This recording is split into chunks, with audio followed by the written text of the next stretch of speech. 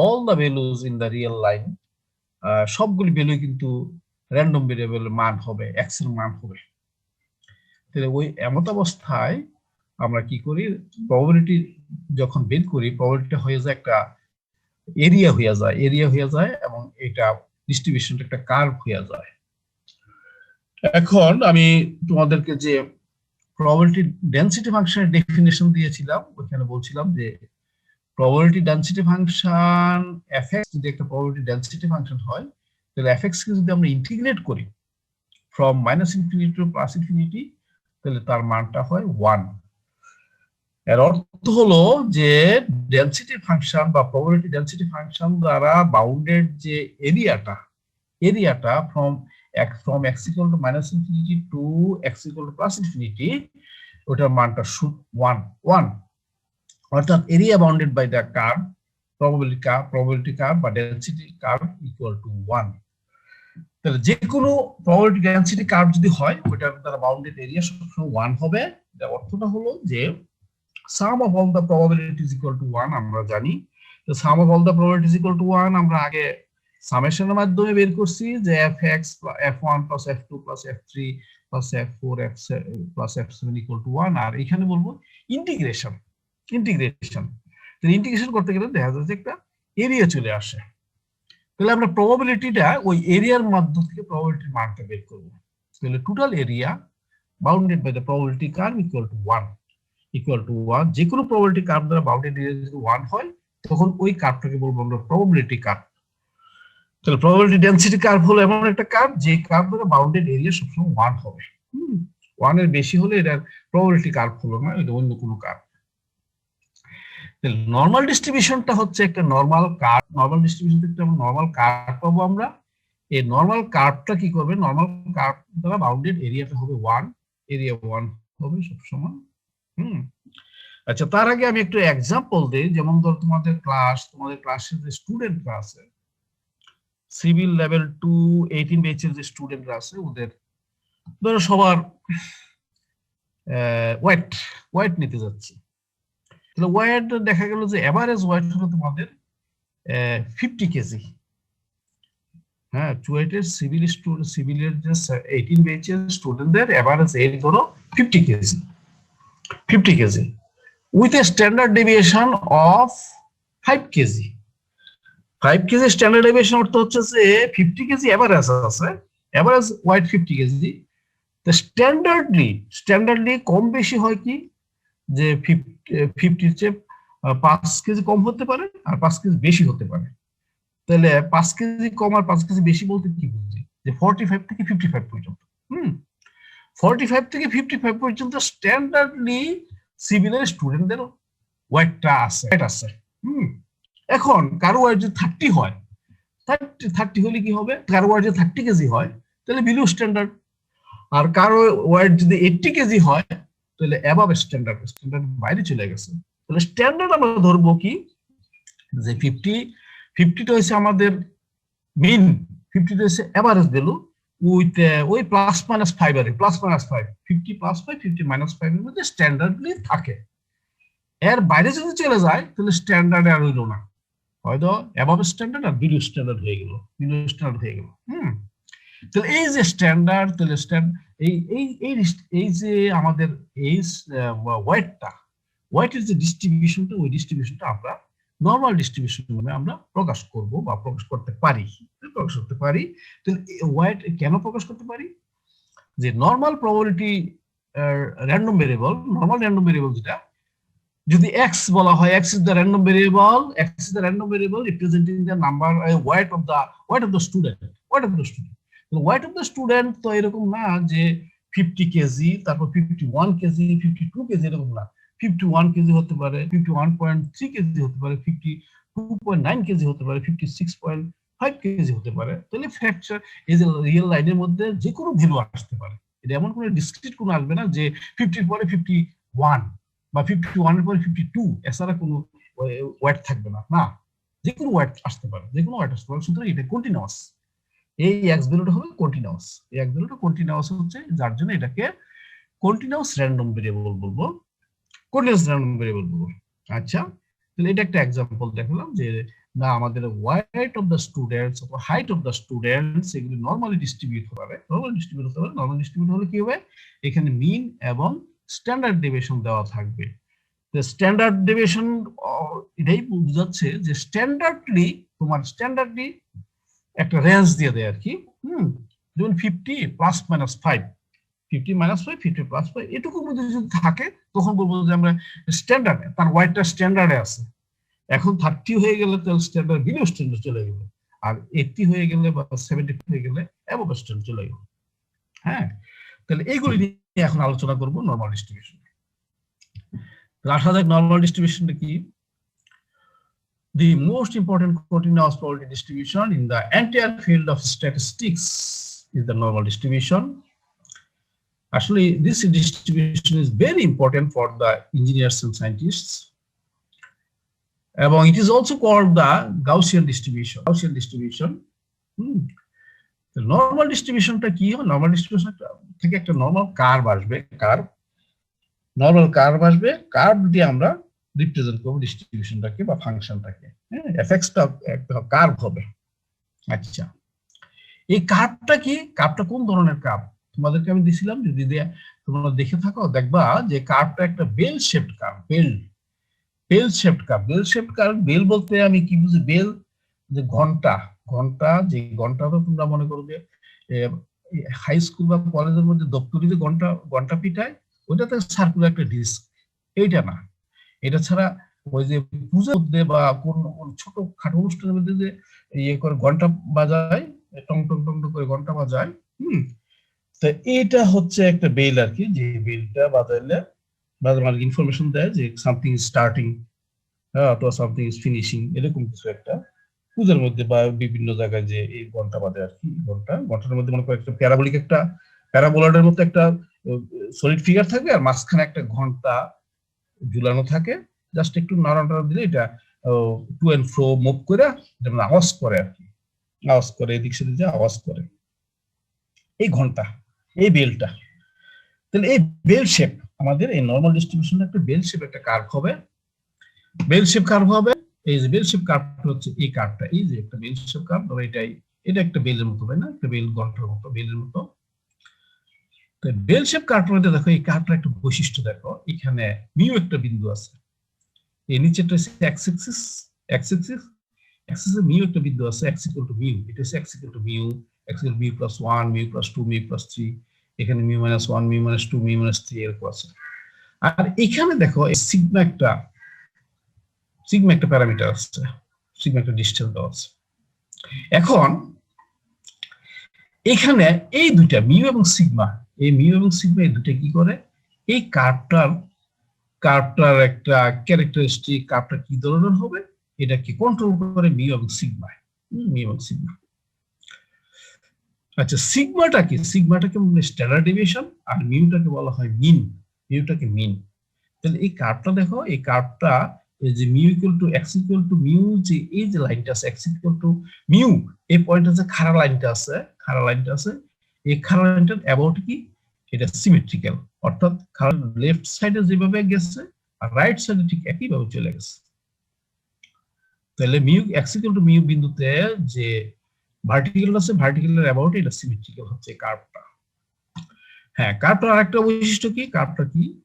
কার্ভটা ইউনিমোডাল। এই কার্ভের মধ্যে একটা মাত্র পিক আছে, একের অধিক বা দুইটা তিনটা পিক নাই, একটা মাত্র পিক আছে, সিমেট্রিক্যাল একটা মাত্র পিক আছে, তারপরে আর কি, আর এটা সিমেট্রিক্যাল কার্ভ। হ্যাঁ, এবং এই যে সিগমাটার বৈশিষ্ট্য কি? সিগমাটা হচ্ছে তোমার এটা স্ট্যান্ডার্ড ডেভিয়েশন। ওই আমি বলছিলাম যে এখন আমি ওই যে এক্সাম্পলটা যদি আনি, যে এই যে তোমাদের ক্লাসের সিভিল লেভেল 2 সিভিল ইঞ্জিনিয়ারিং স্টুডেন্টের ওয়েট মনে করো মিউ ওয়েটের মিন ওয়েট ধরি 50 কেজি, তাহলে মিউ ইকুয়াল টু 50। এই মিউ ইকুয়াল টু 50, আর স্ট্যান্ডার্ড ডেভিয়েশন ধরো 5 কেজি, তাহলে দেখো 50 প্লাস 5, এটা হচ্ছে 50 প্লাস 5, এখানে হচ্ছে 55, 50 মাইনাস 5 এটা হচ্ছে 45। তাহলে 50 প্লাস 5, 50 মাইনাস 5, হ্যাঁ, এই যে রেঞ্জটা, এই রেঞ্জের মধ্যে কি করে, এই পুরো এরিয়াটা যদি 100% হয়, পুরো এরিয়াটা যদি 100% হয়, তাহলে 50 - 5 আর 50 + 5, এই রেঞ্জের মধ্যে যে এরিয়াটা হবে, এরিয়াটা হবে সবচেয়ে বেশি, এটা 68%-এর মতো, 68%-এর মতো। আর 68%-এর মতো, আর এদিকে থাকে 16%, এদিকে 16%, 16, 16, 32, লেফটে 16%, রাইটে 16%, 32%। আর আমার এইখানে, হ্যাঁ, mu mu plus mu minus sigma আর মিউ প্লাস সিগমা, এই দুইটার মাঝামাঝিতে 68% এরিয়া থাকবে। এখন এই এরিয়াটাকে বলি স্ট্যান্ডার্ড এরিয়া। হ্যাঁ, এই এরিয়াটা বলি স্ট্যান্ডার্ড এরিয়া। তো এই এরিয়ার মধ্যে যদি কার্বো ওয়েট পাওয়া যায়, তাহলে বলবো যে তার ওয়েটটা স্ট্যান্ডার্ড আছে, স্ট্যান্ডার্ড আছে। এই এরিয়ার বাইরে চলে গেলে বিলো স্ট্যান্ডার্ডে, অথবা এই এরিয়ার বাইরে বা বেশির দিকে যদি বাইরে চলে যায়, তাহলে অ্যাবাভ স্ট্যান্ডার্ড, অ্যাবাভ স্ট্যান্ডার্ড। যে যদি 100 কেজি হয়, তাহলে স্ট্যান্ডার্ড বাইরে চলে গেছে, বা 80 কেজি বাইরে চলে গেছে, আবার 30 কেজি হলে বাইরে চলে গেছে, বা 35 হলে বাইরে চলে গেছে, বা বিলোর দিকে, নিচের দিকে, পিছনের দিক দিয়ে। তাহলে এখন স্ট্যান্ডার্ড বলবো আমরা 45 থেকে 55 পর্যন্ত, এইটুকু এরিয়া স্ট্যান্ডার্ড এরিয়া। এই এরিয়ার মধ্যে যার ওয়েট পড়বো তাকে বলবো তার ওয়েটটা মোটামুটি স্ট্যান্ডার্ড আছে, স্ট্যান্ডার্ড আছে। হ্যাঁ, স্ট্যান্ডার্ড আছে। তাহলে স্ট্যান্ডার্ড আছে, তাহলে র্যান্ডমলি কোনো একটা স্টুডেন্ট যদি নেওয়া হয়, তো বলা হয় যে তার ওয়েট, র্যান্ডম একটা স্টুডেন্ট যদি নেওয়া হয়, যে তার ওয়েটটা 45 থেকে 55 কেজির মধ্যে থাকার সম্ভাবনা কত? থাকার সম্ভাবনা হয়েছে 68%। অর্থাৎ এই এরিয়াটা 68%। 45 থেকে 55 পর্যন্ত যে রেঞ্জটা আছে, ওইখানে area bounded by the curve 68% আমরা বলতেছি। তো 68% হচ্ছে একটা ছাত্রের ওয়েট কি 45 থেকে 55 কেজির মধ্যে থাকার সম্ভাবনা।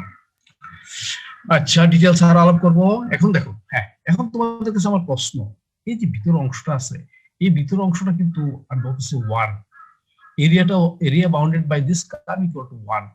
So 1 area bounded by the normal curve equal to 1. এই কার্ভটাকে নরমাল কার্ভ বলবো, নরমাল কার্ভ, এবং area bounded by this curve equal to 1. তাহলে মিউ ইকুয়াল টু কত? মিউ হলে এমন একটা মিউ হচ্ছে মিন ভ্যালুটা। তো মিন ভ্যালুর লেফটে থাকে 50%, রাইটে থাকে 50%। হ্যাঁ, রাইটে 50%, মিন ভ্যালু লেফটে 50%, রাইটে 50%। এখন যদি বলা হয়, তোমাকে যদি বলি যে র্যান্ডমলি একটা স্টুডেন্ট দেখা হলো সিভিল ইঞ্জিনিয়ারিং এর লেভেল 2 সিভিল ইঞ্জিনিয়ারিং স্টুডেন্ট নেওয়া হলো, তাহলে তার ওয়েটটা 50 কেজি অথবা 50 কেজি নিচে থাকবে, 50 অথবা তার নিচে থাকবে, তার সম্ভাবনা কত বলতো? তার ওয়েটটা 50 কেজি অথবা 50 কেজি নিচে থাকবে, তার সম্ভাবনা কত? নিচে থাকার সম্ভাবনা কত? স্যার 50%। 50%, very good. 50 অথবা 50 এর উপরে থাকবে তার সম্ভাবনা, তাও 50%। হ্যাঁ, তাও 50%। তাইলে এখন যদি বলি যে 50 থেকে 60 কেজির মধ্যে থাকবে, তার সম্ভাবনা কত? তাহলে 50 যদি এটা হয়, 50 লাইন এটা, 60 লাইন যদি এটা হয়, 60 লাইন ধরো এটা 60 লাইন, তাহলে 50 60 মাঝামাঝি x = 50, x = 50 এবং x = 60 মাঝামাঝি এরিয়াটা হচ্ছে, ওই এরিয়াটা হচ্ছে আমাদের প্রবাবিলিটি পার্সেন্টেজ। এবং এই প্রবাবিলিটি হচ্ছে নিশ্চয়ই 1 এর চেয়ে কম, অবশ্যই 1 এর চেয়ে কম, কারণ টোটাল এরিয়াটা 1, টোটাল এরিয়াটা 1। তাহলে এইভাবে আমরা এরিয়াটা বের করে রেঞ্জ দিয়ে দিলে, রেঞ্জের মধ্যে এরিয়াটাই আমাদের required probability, area required probability. তাহলে এখানে আসা যাক এখানে। হ্যাঁ, এখানে নরমাল কার্ভটাকে আমরা ম্যাথমেটিক্যালি এইভাবে লিখি, যেহেতু নরমাল র্যান্ডম ভেরিয়েবল x যদি একটা নরমাল র্যান্ডম ভেরিয়েবল, এই যে ডিস্ট্রিবিউশন fx, এটা হচ্ছে fx ইকুয়াল টু, যেহেতু নরমাল এই জন্য স্মল n দিয়ে লিখলাম, fx equal two nx semicolon mu sigma. Mu এবং সিগমা এই দুইটা কিন্তু ক্রাইটেরিয়া প্যারামিটার, এই দুইটা প্যারামিটারে কিন্তু নির্ধারণ করে ওই আমার কার্ভটা কোথায় থাকবে এবং তার সাইজটা কেমন হবে। তাহলে এই fx, this is fx equal to 1 by sigma root over 2s pi. এখানে রুট ওভার হচ্ছে 2s পাই এর উপর, সিগমার উপর না, কিন্তু সিগমাটা রুট ওভারের বাইরে। তাহলে সিগমা √2s পাই অথবা √2s pi into sigma 1 by √2s pi into sigma into e to the power minus 1/2 sigma square into x minus p whole square. এটাকে আবার অন্যভাবে লিখি যে e to the power minus half into sigma square between is minus half into x plus mu by sigma whole square minus half into x minus mu divided by sigma whole square. তাহলে এটা হচ্ছে fx-টা, এই fx-টা হচ্ছে এই কার্ভটা আর কি। fx-টা হচ্ছে এই কার্ভটা, যে কার্ভটা বেল শেপ একটা কার্ভ বললাম, বেলের মতো এই কার্ভটার ইকুয়েশনটা হচ্ছে এইটা, ইকুয়েশনটা হচ্ছে এটা। তাহলে এই ইকুয়েশনটা কার্ভটা তাহলে এই কার্ভটার ইকুয়েশনটা হলো এটা 1 by sigma root over 2s pi 1 by sigma root over 2s pi into e to the power minus half into x minus mu by sigma whole square, এই কার্ভটা এখন তোমাদের কাছে আমার প্রশ্ন, আমি বলে দিচ্ছি যে যে কোনো প্রবাবিলিটি কার্ভ দ্বারা বাউন্ডেড এরিয়া সবসময় 1 হবে, 1 এর বেশি হতেই পারবে না, 1.5 হইতে পারবে না, 2.9 হইতে পারবে না, আবার 7.75 হইতে পারবে না, 1 হতে। তাহলে 1 যদি হয় তাহলে দেখো এখানে এখানে যে সিগমার কথাটা বলছি, সিগমার সম্বন্ধে একটু বলি। সিগমা এখানে কেন লিখলাম? সিগমা তো এখানে লিখতে পারতাম, সিগমা তো এখানে লিখতে পারতাম। সিগমাটা হচ্ছে এমন একটা ভ্যালু, তাহলে মিউ প্লাস সিগমা এমন একটা স্থান বা মিউ মাইনাস সিগমা এমন একটা স্থান, যে স্থান, এই স্থানটাকে বলা হয় মিউ প্লাস সিগমা বা মিউ মাইনাস সিগমাকে পয়েন্ট অফ ইনফ্লেকশন বলা হয়। এই পয়েন্ট অফ ইনফ্লেকশন হলো এমন একটা এক্স ভ্যালু, যে এক্স ভ্যালুর জন্য ওয়াই ভ্যালুটা এটুকু হয়, এবং ওয়াই ভ্যালুর ওইখানে ওই যে টপে কি করে, এখানে এই কার্ভটা কি করে, তার ডিরেকশন চেঞ্জ করে। ডিরেকশন চেঞ্জ করে কিভাবে দেখো, এইখানে দেখো এই উপরে উপরের দিকে নিচের দিক থেকে তাকাই, নিচের দিকে যদি আমি তাকাই, এই উপর অংশটা কিছু কনকেভ আছে না, কনকেভ, অর্থাৎ কনকেভ মানে কি অবতল আকারে আছে, নিচের দিক থেকে তাকালে এইটুকু অবতল, এই অংশটা অবতল অংশ। আবার এটি কিন্তু এইভাবে চলে যায়, এটা উত্তর হয়ে যাচ্ছে, উত্তর হয়ে যাচ্ছে। তাহলে এই সিগমা মিউ প্লাস সিগমা একটা পয়েন্ট, যে পয়েন্ট থেকে কি হয় তার ডিরেকশনটা চেঞ্জ করে কনকেভিটি থেকে কনভেক্সিটিতে চলে যাচ্ছে, কনকেভিটি থেকে কনভেক্সিটিতে চলে যাচ্ছে, এবং এই পয়েন্টটাতে মিউ প্লাস সিগমা বা মিউ মাইনাস সিগমা তাকে বলবো আমরা পয়েন্ট অফ ইনফ্লেকশন। এই পয়েন্ট অফ ইনফ্লেকশন থেকে কনকেভিটি থেকে কনভেক্সিটিতে চলে যায়। তাহলে এইটা, তাহলে এই যে সিগমা কি করছে এখন যদি সিগমার মান যদি ছোট হয়, সিগমা যদি ছোট হলে কি হবে, কার্ভ তো আমার এই বেল শেপ কার্ভই হবে। সিগমা ছোট হয় তাহলে কি হবে, যেহেতু এরিয়া আমার কনস্ট্যান্ট রাখতে হবে, এরিয়া 1 এর বেশি রাখতে পারবো, 1 থেকে কমাইতে পারবো না। তো সিগমা যদি ছোট হয়ে যায় তখন কি হবে, এইখানে কি হবে, সিগমা যদি এখানে মনে করো 5 আছে, 5 এর পরিবর্তে যদি সিগমা 2 করে ফেলি তাহলে কি হবে, সেটা এই কার্ভটা কি হবে, আর উপর দিকে উঠে যাবে, কারণ এরিয়া আমাদের ঠিক রাখতে হবে। তাহলে এরিয়া ঠিক রাখতে হলে সিগমা যদি ছোট হয় তাহলে এটা কার্ভটা পিক হয়ে যাবে, পিক দিকে এক্সটেন্ড হবে। On the other hand sigma যদি বড় হয় তাহলে কি হবে, কার্ভটা ফ্ল্যাট হয়ে যাবে, নিচের দিকে নেমে যাবে, ফ্ল্যাট হয়ে যাবে। তার কারণ হচ্ছে আমার পুঁজি হচ্ছে, আমাদের মূলধন হচ্ছে 1 এর বেশি এরিয়া বরাদ্দ নাই, 1 এর বেশি এরিয়া বরাদ্দ নাই। তো 1 এর বেশি এরিয়া যেহেতু বরাদ্দ নেই, 1 এরিয়ার মধ্যে আমার যে কোনো ভাবে আমি সাইজটা করব, 1 এরিয়ার মধ্যে আমি সাইজটা করব। তো 1 এর সাইজ করতে যদি সিগমা যদি কমাই দেই তাহলে উপরে উঠে যাবে, আর সিগমা যদি বাড়াই দেই তাহলে কি হবে, ফ্ল্যাট হয়ে যাবে। বুঝতে পারছো? কারণ আমার এরিয়া কিন্তু 1 এর বাইরে যেতে পারবো না। তাহলে দেখো এখানে দেখো দুইটা কার্ভ, দেখো পাশাপাশি দুইটা কার্ভ আসছে, এটা একটা নরমাল কার্ভ, এটা নরমাল কার্ভ। দুইটা নরমাল কার্ভের মধ্যে সিগমা 1 ইকুয়াল টু সিগমা 2, এটা সিগমা 1 এটা সিগমা যা আছে, এটা সিগমা একই, সিগমা 1 সিগমা 2, শুধু মিউ আর মিউ 1 মিউ 2 ডিফারেন্ট। তো মিউ 1 মিউ 2 ডিফারেন্ট হলে কোনো আসে যায় না, মিউ 1 মিউ 2 ডিফারেন্ট মানে কি, তারা দুইটা, আমি মনে করছি এই পুরোটাকে মনে করো একটা কি একটা ঢাকনার মতো মনে করো, ঢাকনা। এই ঢাকনাটার সাইজ সমান, সিগমা 1 সিগমা 2 কিন্তু সাইজটাকে কন্ট্রোল করতে হবে, ঢাকনার সাইজ সমান, শুধু ঢাকনাটা একটা ঢাকনা মিউ 1 এর মধ্যে রাখলাম, আরেকটা ঢাকনা মিউ 2 এর মধ্যে রাখলাম, মিউ 2 এর মাঝখানে রাখলাম, মিউ 2 মাঝখান মিড পয়েন্টে মিউ 2 রাখলাম, আরেকটা মিউ 1 রাখলাম। তাহলে এটার মধ্যে কোনো চেঞ্জ হলো না, এটা ইকুয়াল এরিয়া তো অবশ্যই থাকবে, তবে তাদের স্ট্রাকচারটা সেম, যেহেতু সিগমার পরিমাণ সেম। তাহলে মিউ ডিফারেন্ট হওয়াতে কি হলে তারা ভিন্ন লোকেশনে বসছে, একটা এক জায়গায় বসছে, আরেকটা আরেক জায়গায় বসছে, কিন্তু সাইজ স্ট্রাকচার সেম। আর আয়তন তো সমান। আয়তন কি? আয়তন বলতে আমি এখানে আয়তন বলতে আমি এরিয়া বলবো। হ্যাঁ, এরিয়া তো কমা থাকবে, ওয়ান বেশি তো এরিয়া হতেই পারবে না। আচ্ছা, তাহলে দুইটা ডিফারেন্ট হওয়ার জন্য এইভাবে যে সিগমা ডিফারেন্ট। তার মানে কি স্যার ওয়াই কে সিগমা বসবে? কোনটা স্যার আমি এখানে যে গ্রাফটা আঁকছি, তার মানে কি স্যার ওয়াই কে সিগমার মানটা sigma equal two sigma 1 equal to sigma 2, অর্থাৎ এখানে সিগমা 1 যত আছে এখানে সিগমা 2 ঠিক তত আছে। সিগমা 1 সিগমা 2 এইগুলি কন্ট্রোল করে পিক হবে না ফ্ল্যাট হবে, এটা কন্ট্রোল করে আর কি। তো যেহেতু এই সিগমা দুটো ইকুয়াল, সুতরাং তারা হাইট সেম হাইটে চলে আসতেছে, বা পিক সেম হাইটে চলে আসতেছে। আর যদি ডিফারেন্ট হতো তাহলে কি সিগমা কমে গেলে ফ্ল্যাট হয়ে যেত, কারণ এরিয়া তো সেম রাখতে হবে। হ্যাঁ, তোমার কথাটা আমি বুঝতে পারি না, একটু বলো তো আবার। স্যার আমি বলতে চাচ্ছি স্যার ওয়াই অক্ষকে কে কন্ট্রোল করে? সিগমা। ওয়াই অক্ষ তো না, ওয়াই অক্ষ কন্ট্রোল করার দরকার নাই, ওয়াই হচ্ছে এফএক্স কার্ভটা আর কি, এফএক্স কার্ভটা এটা।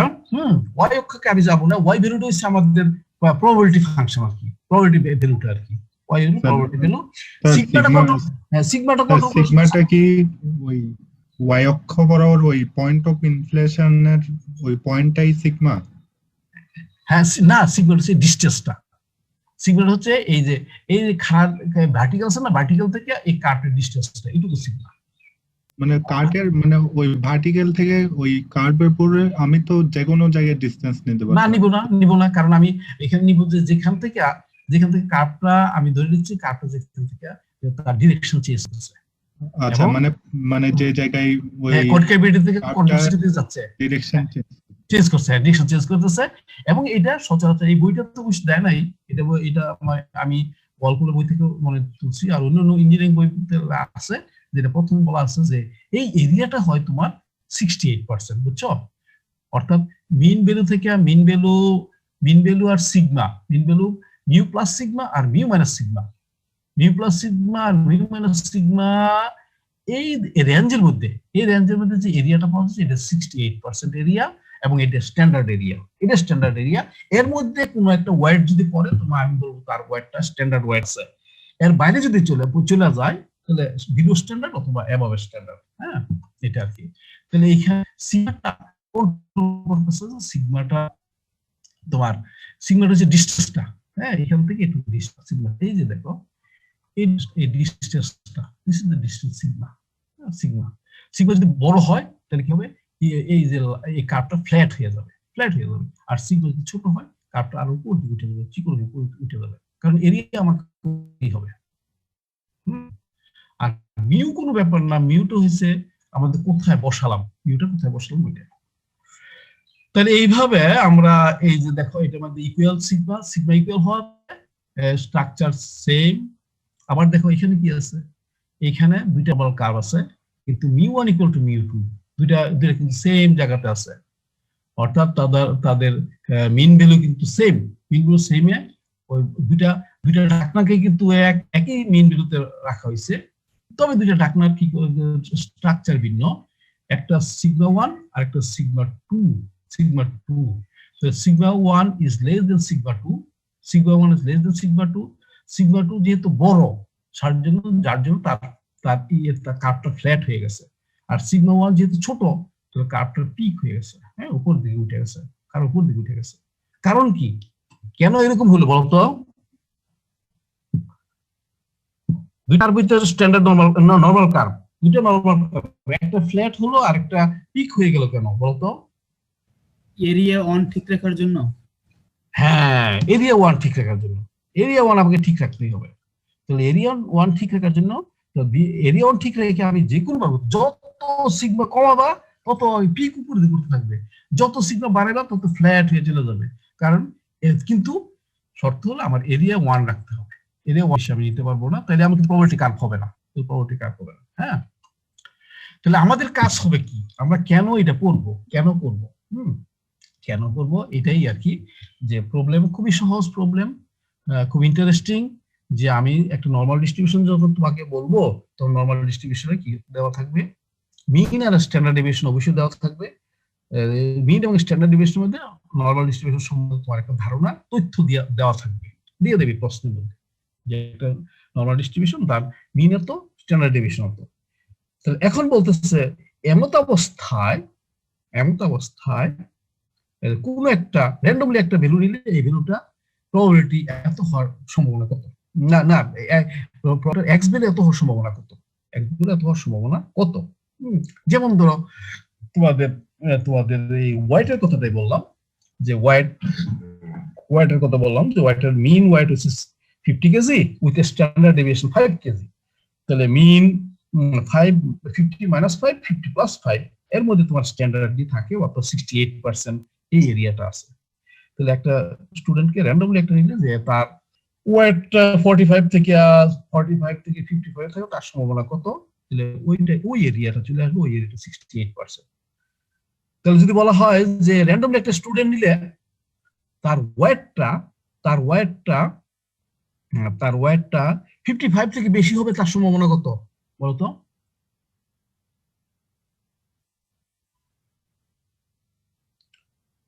$55 থেকে বেশি হবে তার সম্ভাবনা কত? 16%। Very good, 16%। কারণ আমি ওই উপর দিকে মানে বেশির দিকে মানে কি এক্স এর হায়ার ভ্যালুর দিকে 16%, আর যদি 45 এর নিচে হবে তার সম্ভাবনা কত? 16%। 45 এর নিচে, হ্যাঁ, একটা মনে একটা রোগা একটা ছেলে, রোগা ছোট্ট একটা ছেলে পাওয়া গেল, একই ক্লাসে পড়ে, ছেলে ব্রিলিয়ান্ট, কিন্তু দেখা গেল যে ছেলেটা সাইজ ছোট এবং ওয়েটও কম। তাহলে তার ওয়েটটা 45 এর নিচে পড়বে, তার সম্ভাবনা কত? তাহলে বলবো আমরা 16%, 16%। হ্যাঁ, অর্থাৎ এটা এক্স মাইনাস সিগমার লেফটে আছে, এক্স মাইনাস সিগমার লেফটে তার এই ওয়েটটা আছে, যার জন্য ওই 16% এরিয়ার মধ্যে পড়তেছে। আর একটা হেলদি মোটা একটা স্টুডেন্ট নিলে যে তার ওয়েটটা 80 কেজি অথবা 70 কেজি পড়বে, তার সম্ভাবনা কত? তাহলে দেখা যাচ্ছে যে 55 এর পরের থেকে নিয়ে 55 পর থেকে ওইখানে পড়বে, ওইটা 16%। এইটা আর কি, বুঝতে পারছো তোমরা? তাহলে আমরা এই ধরনের ইন্টারেস্টিং কিছু প্রবলেম করবো, খুবই ভালো লাগবে। এই যে দেখো এখানে এই কয়েকটা প্রপার্টিজ দিছে, প্রপার্টিজ নরমাল কার্ভ। নাম্বার 1 দি মোড মানে কি, এক্স এর যে ভ্যালুর জন্য ওয়াই এর মানটা সর্বোচ্চ তাকে মোড ভ্যালু বলা হয়, সর্বোচ্চ। তাহলে মোড পাওয়া যাচ্ছে এক্স ইকুয়াল মিউ পয়েন্টে, এক্স মিউ এই যে খাড়া যেটা আর কি, এক্স ইকুয়াল টু মিউ তে কি সর্বোচ্চ ওয়াই ভ্যালু পাওয়া যাচ্ছে mode. The curve is symmetrical about the vertical axis through the mean mu.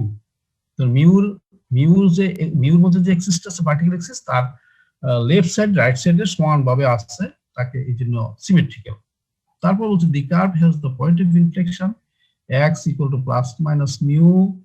It is concave downwards if x lies between x minus mu and x plus mu. Mu minus sigma, mu plus sigma.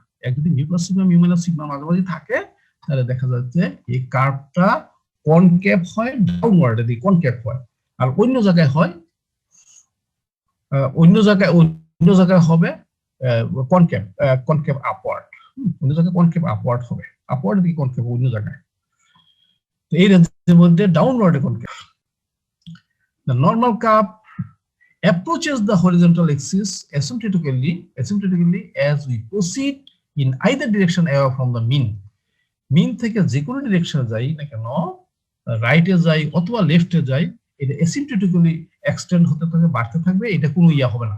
এই যে অ্যাসিম্পটোটিক্যালি এটা বাড়বে, এটা কোনো intersect করবে না। এই যে এই কার্ভটা এখান থেকে যাই, এই কার্ভটা কি হবে, এখানে কিন্তু ইন্টারসেক্ট করে না, এটা অসীম পর্যন্ত চলে যাবে, 100 বাড়বে, কার্ভটাও বাড়বে, এখানেও 100 কমবে, কার্ভটাও বাড়তে থাকবে, এক্স মানটা এক্স নেগেটিভ দিয়ে বাড়বে, কার্ভটাও নেগেটিভ দিয়ে বাড়বে, অ্যাসিম্পটোটিক্যালি, কিন্তু ইন্টারসেক্ট করবে না। এটা এসে কার্ভটার বৈশিষ্ট্য। আর এই কার্ভটার বৈশিষ্ট্য যে mu x equal to mu বিন্দুতে সর্বোচ্চ হাইট পাওয়া যায়, তারপর এই লাইনের সিমেট্রিক্যাল হয়, এরিয়া 1 হয়, তারপর এইগুলো এই কয়েকটা প্রপার্টিজ আছে। এই যে these are the properties of the normal curve. Is the last the total area under the curve, the total under the curve above the horizontal axis is equal to 1. এই 1 এটাই আমাদের এটার উপর ভিত্তি করে আমরা কার্ভটাকে আমরা বানাই। আচ্ছা,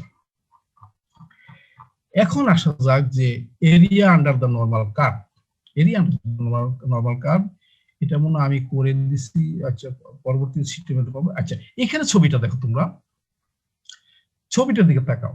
আচ্ছা, এই ছবিটার দিকে তাকাও, এখানে কি হচ্ছে, এটা একটা নরমাল কার্ভ আছে, যে নরমাল কার্ভটা হচ্ছে মিন, মিউতে টিপি পিক আছে, মিউতে এক্স এর হাইয়েস্ট ভ্যালু, ওয়াই এর হাইয়েস্ট ভ্যালু আছে, এক্স ইকুয়াল মিউতে ওয়াই এর হাইয়েস্ট ভ্যালু পাওয়া যাচ্ছে, আর তারপর কি ওয়াই এর ভ্যালু আস্তে আস্তে কমতে থাকে, বা এফএক্স এর ভ্যালুটা আস্তে আস্তে কমতে থাকে, আবার লেফট সাইডেও এফএক্স এর ভ্যালু আস্তে আস্তে কমতে থাকে, লেফটও এফএক্স এর ভ্যালুটা কমতে থাকে, রাইটও এফএক্স এর ভ্যালুটা কমতে থাকে, কিন্তু এই যে এক্স ইকুয়াল টু মিউতে এফএক্স এর ভ্যালুটা সর্বোচ্চ। তাহলে একটা নরমাল কার্ভ। এখানে যে শেডের যে এরিয়াটা আছে, দেখো x1 x2 এই যে এরিয়াটা আছে, x1 থেকে x2 এই এরিয়াটা, area bounded by the curve from x1 to x2, এটা বলতে কি বুঝি, আমরা তো ইন্টিগ্রেটে পড়ছি যে ফাংশনের যদি ইকুয়েশন দেওয়া থাকে, তাহলে ফাংশন fx যদি একটা ফাংশন হয়, ফাংশন fx কে ইন্টিগ্রেট করব x1 থেকে x2 পর্যন্ত, তাহলে বুঝাবে x1 থেকে x2 এই রেঞ্জের মধ্যে fx দ্বারা বাউন্ডেড এরিয়া কতটুকু। তাহলে এটা কিন্তু fx টা, এটা fx টা n x semicolon mu sigma, this fx টা, এই fx এর ইন্টিগ্রেট করতে x1 থেকে x2 পর্যন্ত, তাহলে এই এরিয়াটা পাচ্ছি আমরা, এই কালো এরিয়াটা পাচ্ছি। তাহলে fx এর মান আমি বসাই দিচ্ছি, fx এর মান 1 by sigma root over 2 square, এটা কনস্ট্যান্ট, যেহেতু এটা বেড়ে চলে আসছে, আর e to the power -1 by 2 sigma square x plus q whole square, এটা ফাংশন অফ x আছে এখানে, এটারে ইন্টিগ্রেট করব আমরা। তাহলে এটা হচ্ছে area bounded by the curve from range x equal to 1 থেকে x ইকুয়াল টু 2। এটা আর কি, এটা আর কিছুই না, this is the probability of x lies between x1 and x2. Probability of x lies in the range x1 to x2, এটাই হচ্ছে এই এরিয়াটা, এরিয়াটা। এখানে মনে রাখবা, কন্টিনিউয়াসের ক্ষেত্রে আমি তোমাদেরকে আগে বলছিলাম কিনা যে x equal to 1 A probability যত, x equal to 1 A probability যত, x equal to 1 plus something, তাও প্রবাবিলিটি সেমই হয়, কন্টিনিউয়াস যেহেতু। তাহলে অর্থাৎ আমি যদি বলি, আমি যদি এখানে লিখি, এই যে দেখো, এই যে probability of x1 is less than x2, এখানে কিন্তু ডিসক্রিট যদি হইতো, তাহলে বোঝা যেত যে x1 কে কিন্তু ইনক্লুড করতেছি না, আর x2 কে আমি ইনক্লুড করতেছি না, তাহলে এটা বোঝাচ্ছে x1 এর পর থেকে ভ্যালু শুরু হচ্ছে, আর x2 এর আগেই ভ্যালুটা শেষ হয়ে যাচ্ছে, তাই না? যদি ডিসক্রিট হয় আর কি, ডিসক্রিট যদি হয়, মনে করে x1 এর মান দিল 5 আর x2 এর মান দিল 10, তাহলে x1 এর মান 5, x2 এর মান যদি 10 দেওয়া হয়, তাহলে x ভ্যালুটা কত রান করতেছে, যদি ডিসক্রিট হয় তাহলে কি হবে? 5 আর 10 এর মাঝখানে, 5 কে ইনক্লুড করতেছি না, 5 ইনক্লুড না করলে হবে 6 7 8 9, তাই তো? 5 কে ইনক্লুড করতেছি না, 10 কে ইনক্লুড করতেছি না, তাহলে 6 7 8 9 পর্যন্ত। কিন্তু কন্টিনিউয়াসের ক্ষেত্রে যদি বলি যে কন্টিনিউয়াসের ক্ষেত্রে 5 কে ইনক্লুড করলাম না, এখানে কিন্তু 10 কে ইনক্লুড করলাম না করলে কি, 5 কে ইনক্লুড না করলে কাকে ইনক্লুড করছি? 5 যদি ইনক্লুড না করি, আমি ইনক্লুড করছি কাকে? 5 is not included, যেহেতু ইকুয়াল লিখি নাই, 5 is not included, কিন্তু কাকে ইনক্লুড করা হয়েছে? 5.00000001 তাকে ইনক্লুড করা হয়েছে, অর্থাৎ ভেরি ক্লোজ টু 5। সুতরাং ওই এখানে কন্টিনিউয়াসের ক্ষেত্রে less or equal two less same meaning, less or equal two একই মিনিং, কারণ গ্রেটার ইকুয়াল টু একই মিনিং, তাহলে ইকুয়াল টু না দিলেও তুমি একই ফলাফল হবে। তার কারণ হচ্ছে all the points are very close to, all the values are very close to each other, হ্যাঁ, লিমিটিং পয়েন্টগুলি very close to each other। কিন্তু ডিসক্রিটের ক্ষেত্রে ছিল কিন্তু জাম দিয়ে চলে যেত, 5 এর পরে 6 এ চলে যেত, কিন্তু এখানে 5 এর পরে হচ্ছে 5.00000001, অথবা 6 এর আগে হচ্ছে 5.99999, 10-এর আগে হচ্ছে 9.9999999, ভেরি ক্লোজ টু 10। সুতরাং এখানে লেস অর ইকুয়াল টু আর less, greater or equal to or greater একই মিন করে, এখানে এটা কনফিউজড হওয়ার কোনো কারণ নাই, হচ্ছে কনফিউজড হবে না। কিন্তু ডিসক্রিটের ক্ষেত্রে কিন্তু ব্যাপারটা ডিফারেন্ট হবে। তাহলে আমি কি করলাম, probability of getting a student with age, probability of getting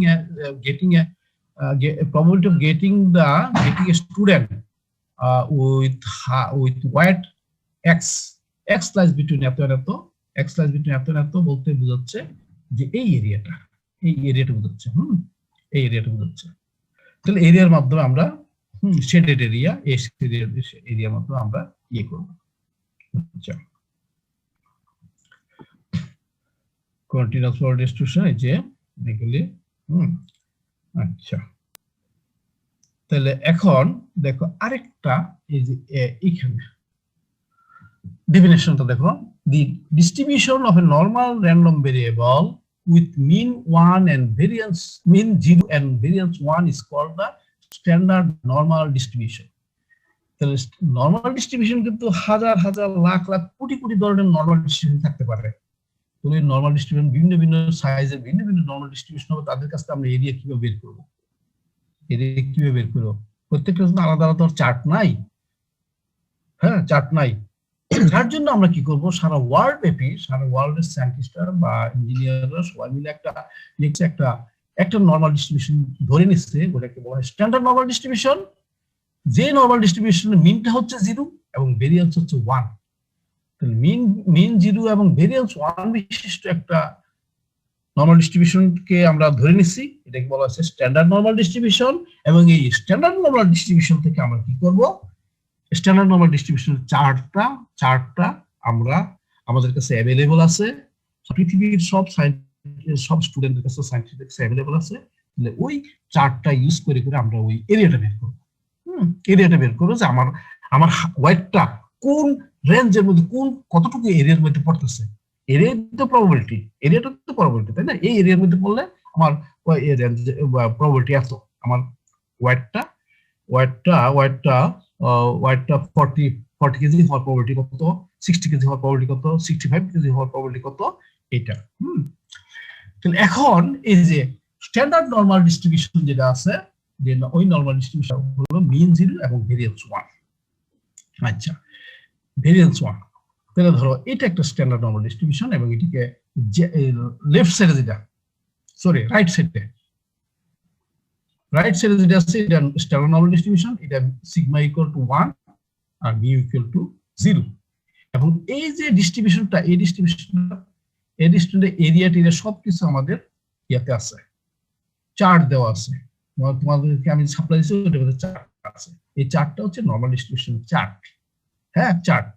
তাহলে এখানে দেখো দুইটা ডিস্ট্রিবিউশন, এটা হচ্ছে যে কোনো একটা ডিস্ট্রিবিউশন, এনি ডিস্ট্রিবিউশন, আর এটা হচ্ছে স্ট্যান্ডার্ড নরমাল ডিস্ট্রিবিউশন। এইখানে একটা এরিয়া পাওয়া গেছে, x1 আর x2 মাঝামাঝি একটা এরিয়া পাওয়া গেছে, আর এখানে z1 এবং z2 মাঝামাঝি একটা এরিয়া পাওয়া গেছে। আমরা পাইলাম কি, এই এরিয়াটা, this area equal to this area দুইটা সমান। অর্থাৎ গিভেন নরমাল ডিস্ট্রিবিউশন থেকে যে এরিয়াটা পাচ্ছি, ওই এরিয়াটা যদি ওই এরিয়ার same area standard normal distribution যদি আমি খুঁজতে যাই, তখন ওই x1 আর x2 করসপন্ডিং z1 আর z2 দুটো ভ্যালু আমি পাবো। এমন ভাবে পাবো যে x1 আর x2 মাঝামাঝি যে এরিয়াটা আছে, z1 আর z2 মাঝামাঝি এরিয়া সেম এরিয়া।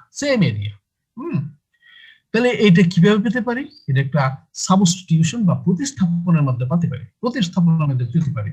তো সাবস্টিটিউশনটা কি? সাবস্টিটিউশন সিম্পল একটা সাবস্টিটিউশন। এটা হচ্ছে x equal to z equal to x minus b by sigma.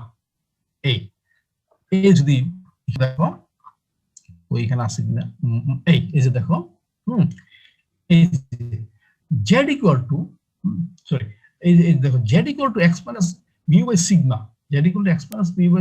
এই যে সাবস্টিটিউশন বসায় দিলে দেখা যাচ্ছে যে এই যে নরমাল ডিস্ট্রিবিউশন ছিল জেনারেল নরমাল ডিস্ট্রিবিউশন, ওইটা স্ট্যান্ডার্ড নরমাল ডিস্ট্রিবিউশন, এটা হয়ে যাচ্ছে স্ট্যান্ডার্ড নরমাল ডিস্ট্রিবিউশন বলতে কি বুঝি?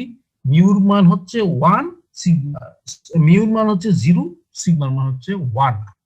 এখানে তো মিউর মান কত? মিউর মান যদি 0 হয়, মিউর মান যদি 0 হয়, সিগমার মান যদি 1 হয়, মিউর মান 0, সিগমার মান 1 হয়, জেড আর এক্স একই হয়ে যাবে। এখানে মিউর মান 0, সিগমার মান যদি 1 হয়, তাহলে এই এক্স আর জেড সমান হয়েছে, এই যে এক্স আর জেড সমান হয়েছে। তাহলে তখন e to the power minus half Z square, e to the power half Z square 1 by root over twice pi e to the power minus half z square. This is the standard normal distribution. The standard normal distribution টা equation টা এখানে হয়তো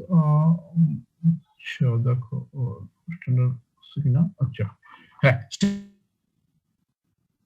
ডিস্ট্রিবিউশনটা হচ্ছে কি, standard normal ডিস্ট্রিবিউশনের equation হচ্ছে না, ভ্যালুটা হচ্ছে এফজেড ভ্যালুটা আর কি, সরি এফজেড ভ্যালুটা দেখো আমি এখানে দেখাচ্ছি।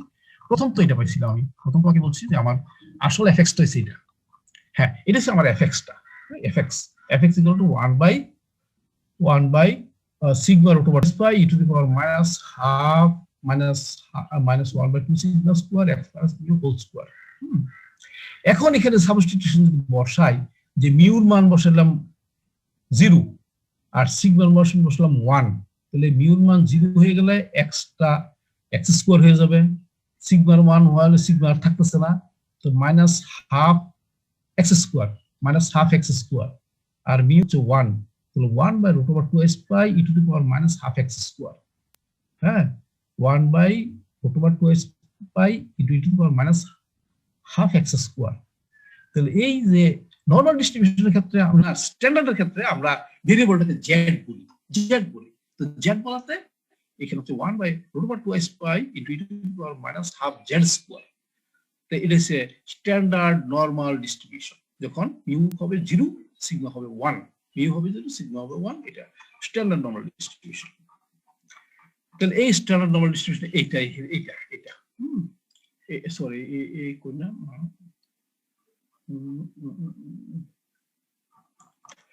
সাবস্টিটিউশন করলে এইখানে পাইবা এই যে দেখো এখানে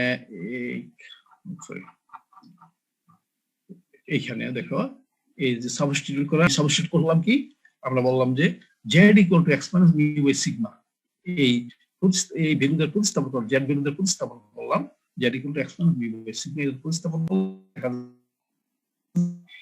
এই ফাংশনটা যেটা আছে minus 1 by 2 sigma square into X plus whole square, এটা হচ্ছে e to the power minus half Z square হচ্ছে, এবং এই হচ্ছে standard normal distribution 1 by root over 2s pi into E to the power minus half Z square, এটা হচ্ছে standard normal distribution. Standard normal distribution বা standard normal কার্ভের area হয়ে যাচ্ছে, তাহলে x1 x2 যে এরিয়াটা পাইছিলাম ওইটা স্ট্যান্ডার্ড নরমাল কার্ভ হয়েছে z1 আর z2 মাঝামাঝি এরিয়াটা, x1 x2 মাঝামাঝি যে এরিয়াটা ছিল এটা নরমাল z1 এবং z2 মাঝামাঝি এরিয়া হয়ে যাচ্ছে। z1 z2 মাঝামাঝি এরিয়াটা হলো এইটাই হচ্ছে, এই যে x1 টু x2 এটা মাঝামাঝি এরিয়াটা যে কোনো নরমাল কার্ভের x1 x2 মাঝামাঝি, এটা হচ্ছে স্ট্যান্ডার্ড নরমাল কার্ভ হচ্ছে z1 থেকে z2 মাঝামাঝি এরিয়া। এবং এই যে এরিয়াটা লেফট রাইটের যে এরিয়াটা, এই আমার চার্ট আছে, তোমার কাছে চার্ট দেওয়া থাকবে, এই চার্ট এরিয়াটা বের করতে পারলে area this area equal to this area, this equal to this area, তাহলে তুমি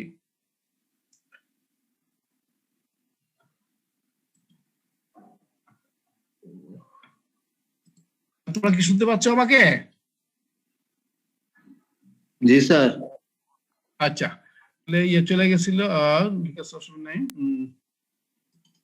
হ্যাঁ, তাহলে এখন আমাদের কাজ হবে কি, আমাদের কাজ অত্যন্ত সিম্পল কাজটা হলো আমরা কাজ করব এই standard normal curve standard normal curve নিয়ে কাজ করব, এবং এটার যে চার্টটা আমাদের দেওয়া থাকবে, এই চার্ট দেওয়া থাকলে ওই চার্ট থেকে আমি এরিয়া বের করবো, এর জন্য করসপন্ডিং এখানে এরিয়া x এর মান, x2 এর মান, x1 x2 এর মানটা আমরা পাবো।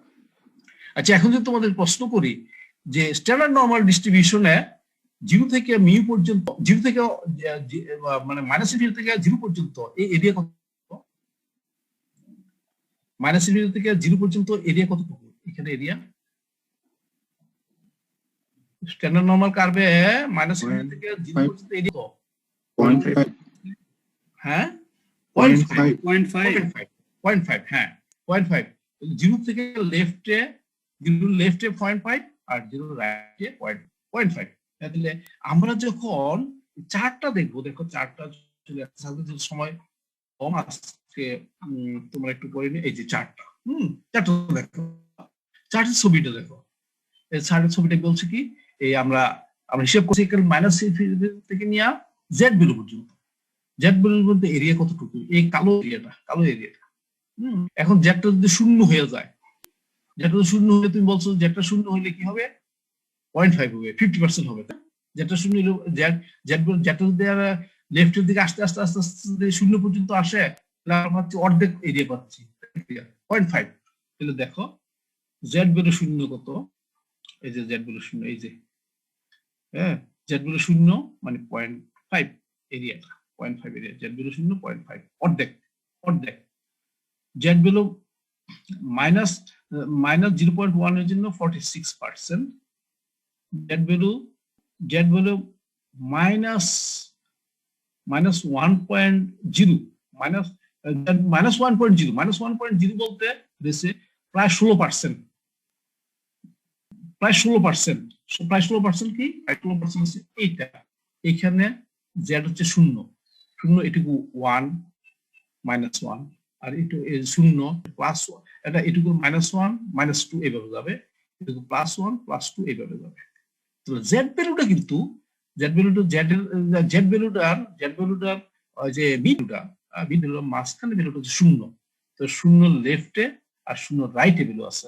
তাহলে এখানে দেওয়া হচ্ছে জেড ভ্যালুটা লেফটে -3.4 থেকে স্টার্ট করছে, -3.4 থেকে স্টার্ট করছে, আর রাইটে যে +3.4 এ শেষ করছে, এটুকুই ধরে নিচ্ছে আর কি। আর মাঝখানে হচ্ছে 0 থেকে রাইটে পজিটিভ চলে যাচ্ছে আর লেফটে মাইনাস চলে যাচ্ছে। তাহলে এইখানে -3.4 -3.5 এটা আর কি। এখন যদি বলি যে 1 জেড ইকুয়াল টু 1 এর জন্য আর কতটুকু এরিয়া হবে, বা তোমাদের ধারণা কি জেড ইকুয়াল টু 1 এর জন্য কতটুকু এরিয়া হতে পারে? তো মাইনাস ইনফিনিটিতে নিয়ে লাস্ট মানে এক্স এর জেড এর লোয়েস্ট ভ্যালু থেকে স্টার্ট নিয়ে জেড ভ্যালু 1 পর্যন্ত এরিয়া কতটুকু হতে পারে?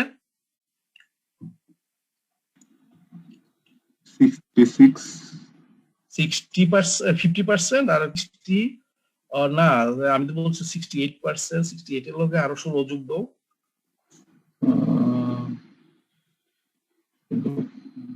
68 আমি তো বলছি মাঝখানে যে এক্সপেন্স মিউ আর এক্স না mu minus x mu plus x এর মাঝামাঝি 68% আছে, আগে আছে 16%, তো 68 আর 16 কত? 84 হচ্ছে না 84। তাহলে 1 পর্যন্ত জেড ভ্যালু 1 পর্যন্ত জেড ভ্যালু 1 পর্যন্ত এরিয়া পাচ্ছে তুমি বলছো না, তো 84 দেখি তো আসলে কি দেখতো 1 পর্যন্ত এই 1 পর্যন্ত আসলে ঠিকই তো আছে 84.13 ঠিকই তো আছে তাই না?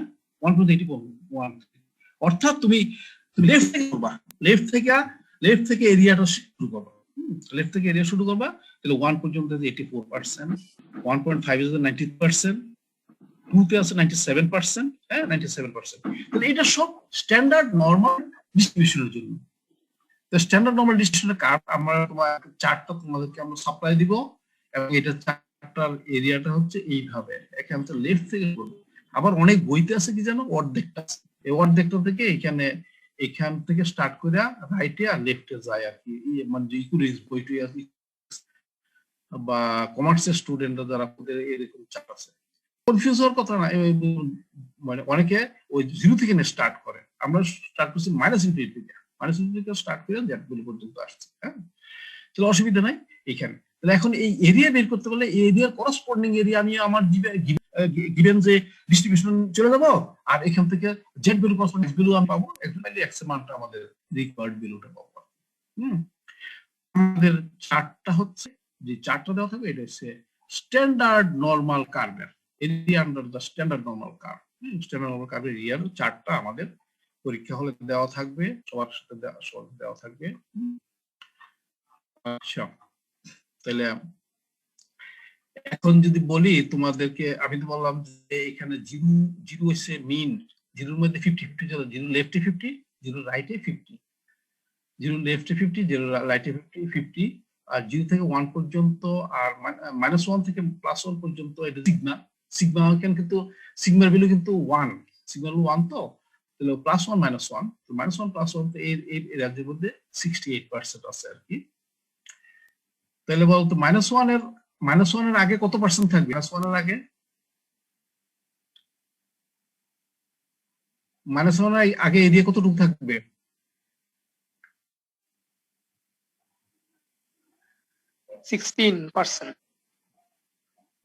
আমি স্ট্যান্ডার্ড ডেভিয়েশন বলছি 1।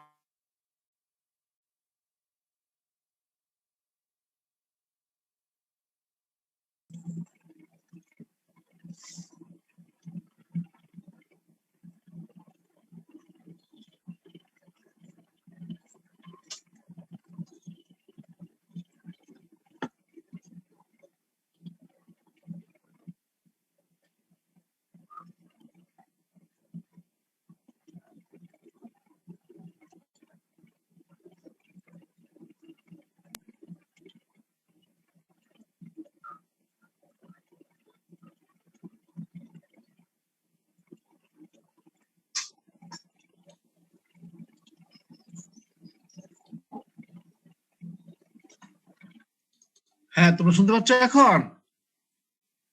হ্যালো, তোমরা শুনতে পাচ্ছ? জি স্যার। আচ্ছা, তোমাদের ক্লাস আছে নাকি এখন? Yes sir. তাহলে আমি হ্যাঁ তাহলে এখানে আমি শেষ করতে যাচ্ছি। আগামী দিন আমি ডিটেইলস প্রবলেম সলভ করাবো। হ্যাঁ, তোমরা আমি যে ডিসকাস করলাম ওইটা একটু চিন্তা করে একটু পড়তে থাকো, তাহলে বুঝতে পারো সহজ, এবং একদম দেখো বুঝতে পারবো। ঠিক আছে, তাহলে আজকে এইখানে আমি শেষ করতে যাচ্ছি।